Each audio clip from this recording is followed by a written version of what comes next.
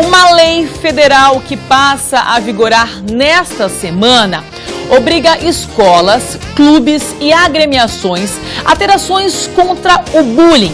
Mas será que as escolas estão preparadas a identificar e resolver os casos de bullying? Esse é o debate de hoje no nosso quadro Cartas à Mesa.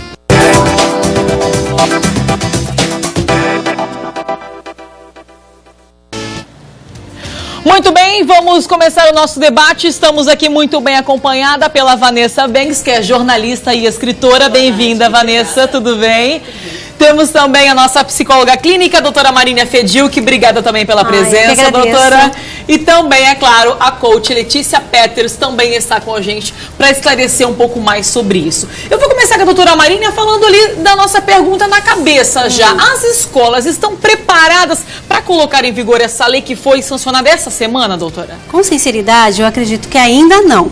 Eu acredito que talvez algumas escolas possam ter algum diferencial com relação a esse tema, mas a grande maioria é um tema que tem sido postergado, né? Até porque é um tema que vai trazer geralmente conflitos entre os pais, a escola vai ter que se posicionar perante os pais, trazer a família para a discussão e isso acaba sendo deixado um pouco de lado, justamente para evitar esses conflitos, né? Olha só, Letícia, na sua opinião, o que você acha que vai acontecer? Por mais, Eve, que eu perceba que, claro, vai ser toda uma preparação, tanto da direção, quanto dos professores e até dos pais, porque passa por eles também a responsabilidade, eu percebo que já existe um corpo docente já preocupado, trabalhando essa questão há algum tempo, mesmo antes da lei. Não é à toa que a Vanessa já vem nessa campanha há muito tempo, sendo chamada por direções de escola, então a gente já percebe um movimento.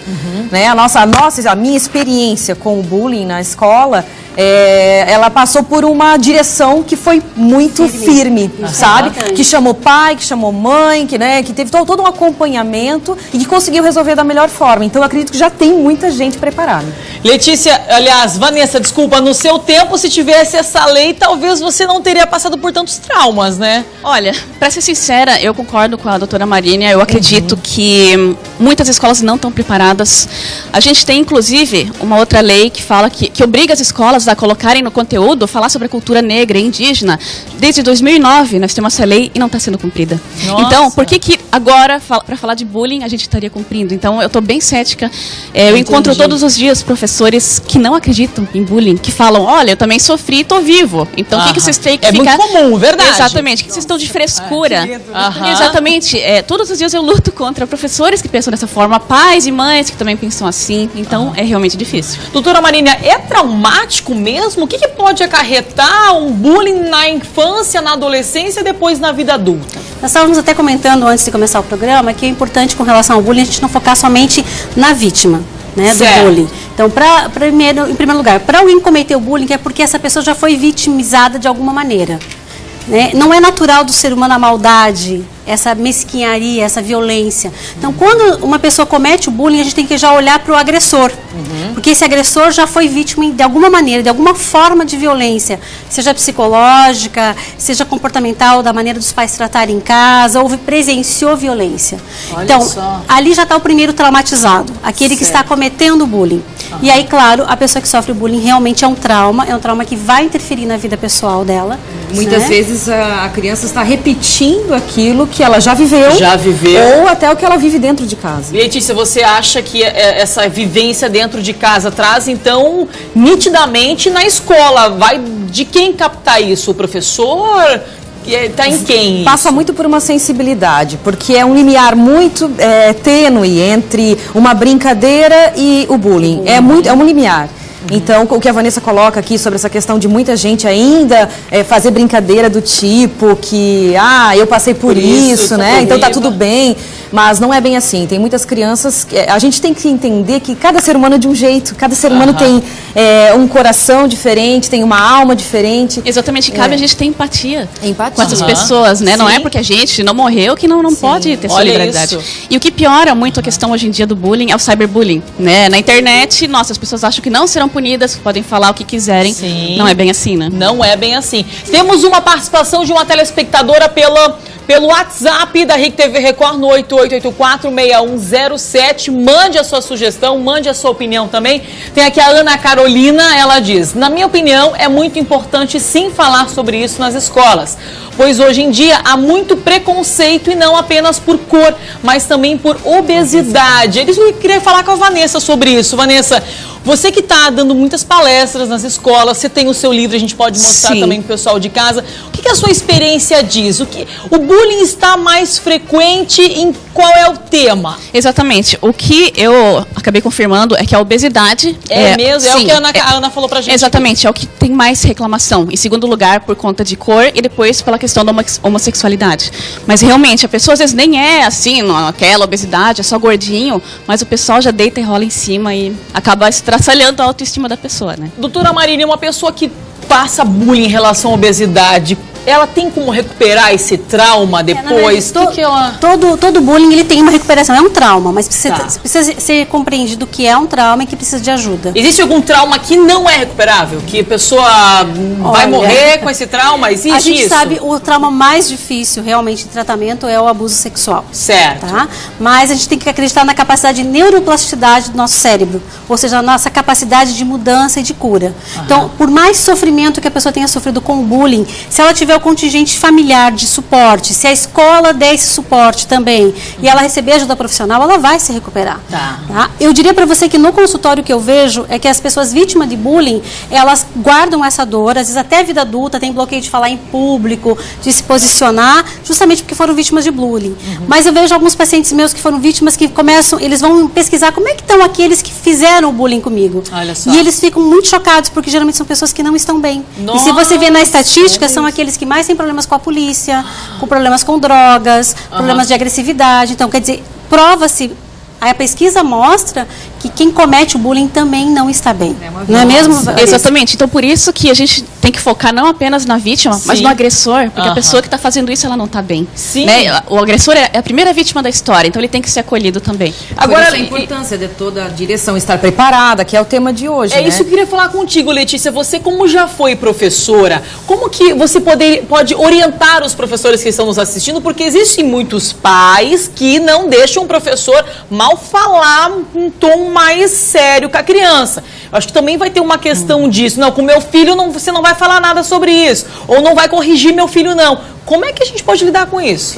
Como eu coloquei, Eve, a importância da direção, né, da sensibilidade de toda a equipe docente, de uma união entre os professores e a direção também, e os pais também. Né? Então, acho que é uma força-tarefa, digamos assim, é uma grande atividade que deve ser trabalhada com palestras, com muita conscientização. Os professores, eles querem estar preparados, eles estão sedentos por esse preparo, né? Então, acredito que tem que ter muitas vezes eles não têm dificuldade de trabalhar porque eles também passaram por esses traumas. Sim. Né? Eu fui professora também, né? Eu fui professora de primeira a quarta série por 10 anos. Nossa. Né?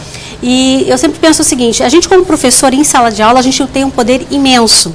A Letícia sabe disso, né? Então, quando você trabalha, várias situações de bullying que eu presenciei entre os meus alunos, eu utilizava aquilo como uma forma de oportunidade para trabalhar outros fatores. De respeito, de cidadania, de noção de igualdade, de ética. Pelos da escola também, isso, passa pela filosofia da escola, né? Qual que é a filosofia? Como que é o projeto político-pedagógico da escola? Então, se os professores entenderem que o bullying é algo que precisa ser combatido de forma educativa e construtiva, a gente vai ter uma sociedade bem melhor.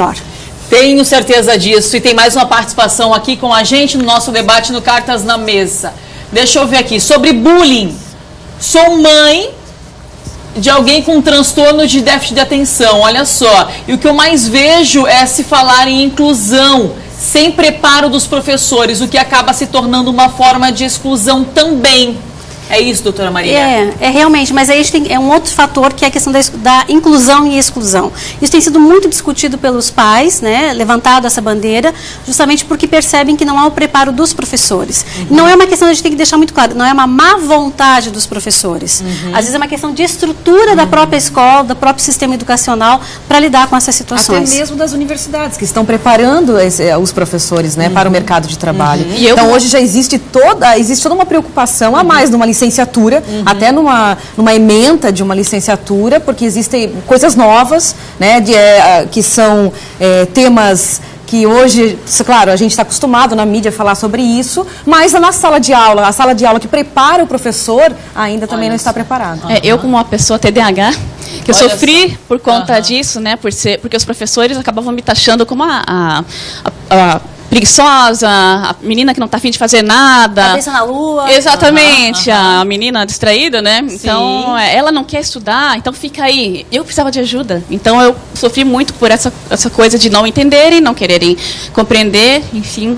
Deu no que deu. E a sua experiência, Vanessa, em relação aos estudantes que estavam lá acompanhando a sua palestra, elas comentavam com você que em casa, elas falavam para os pais que estavam sofrendo de bullying ou não? A maioria calavam? A maioria não fala porque elas têm vergonha, porque elas têm medo que os pais vão na escola fazer aquele escândalo e expor a história delas. Então, por isso que quando a gente vai falar sobre bullying, administrar um caso, tem que ser com muita discrição. Não pode expor as pessoas e deixar fazer aquele teatro. Tem que ser com discrição. Então, muitos me falam, não, eu não tenho coragem, e acabam se cortando, se automutilando. Nossa! Acabam virando agressores, fazendo outro tipo de coisa que me confidenciam, porque eles acabam confiando, né? Porque não querem falar com os pais, não confiam nos professores, não tem com quem falar, estão excluídos. Sofrem no bullying, geralmente chantagem, né? Exato. Se você contar, você vai ver o que vai te acontecer, vai ser muito pior, porque você não abre a boca, né? Então, o agressor ele tem essa tendência a querer ameaçar justamente para se proteger. Para se proteger. A gente vai encerrar com mais uma participação de um telespectador, que é a Mabi. Diz assim, conheço pessoas que sofrem bullying e até já sofri. A Vanessa deu uma palestra na minha escola e só depois da palestra eu tive coragem de ir atrás da solução, que Vanessa. Lindo, Vanessa. Nossa, que emocionante, olha isso parabéns, Vanessa. O melhor feedback que eu posso ter de estar trabalhando 4 anos insistentemente, às vezes lutando contra todo mundo. Nossa, pra mim isso parabéns, é o melhor. Vanessa, Obrigada. Parabéns. A gente vai encerrar com chave de ouro esse bate-papo que poderia durar o programa todo, que são 3 mulheres inteligentíssimas. E vamos mostrar a menina distraída. Quem quer mais informações, quer falar mais sobre isso, procura seu livro, Exatamente. Né, Vanessa? Quem quiser pode me procurar no Facebook, eu tô como Vanessa Banks, ou Tia Nessa, que eu me auto-apelidei. Certo. Tá no sebo da João Colim, no Barba Ruiva, perto do Hospital Dona Helena, então pode procurar e a gente vai fazer negócio. Obrigada, Vanessa, parabéns pelo belíssimo trabalho. Obrigada também, doutora Marília, obrigada, Letícia, sempre é um prazer ter vocês aqui com a gente. Obrigada, viu? Eu que agradeço. E olha